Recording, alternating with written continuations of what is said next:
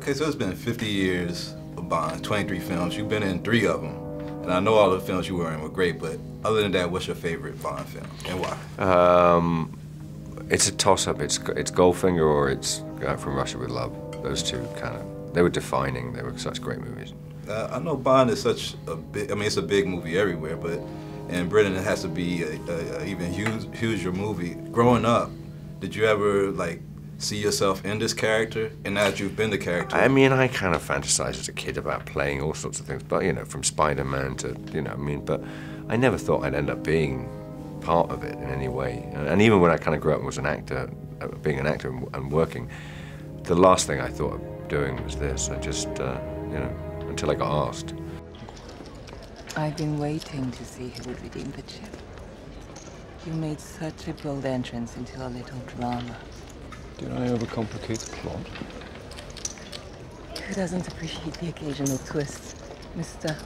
Bond. James Bond. As an actor, I mean, like, the inspiration for being an actor, was it action Dressing movies up, showing genre, off. or? Just dressing up and showing off. That's kind of what I wanted to do. A bit of both. I mean, I've always just enjoyed it so much. But yeah, of course, the action films, and I grew up watching action films, of course, and I kind of really enjoyed them. But I love movies, and I love film, and I love theatre. So kind of it was a bit of everything, really. Now, one of the challenges of being the longest-running franchise is, like, always bringing something new to a film that y'all made so many of. What do you think the audience will take new away from Skyfall that they haven't seen? Well, I think it's a great story. It remains, first and foremost, a Bond movie. It's got all the action, it's got the locations, it's got beautiful women, it's got a great car. But there's a great story that kind of goes through that's kind of emotional and hopefully touching as well. And it looks beautiful. I mean, Roger Deakins, who shot the movies, just made it look incredible. Now, Q always brings all these, like, cool gadgets. I mean, you think, like, back in the past or in the future, like an iPhone 5 would be a gadget?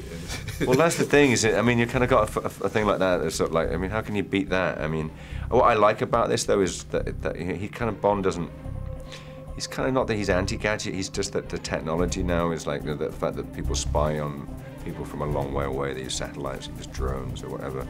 And he's, no, you can't do that. You have to go. And so it's not that he's kind of against gadgets, but that kind of thing of having Q, who's young and a computer whiz. Right. I like that combination because it's a bit of the old and a bit of the new together. And my last question, you have a personal relationship with the director, Mendez.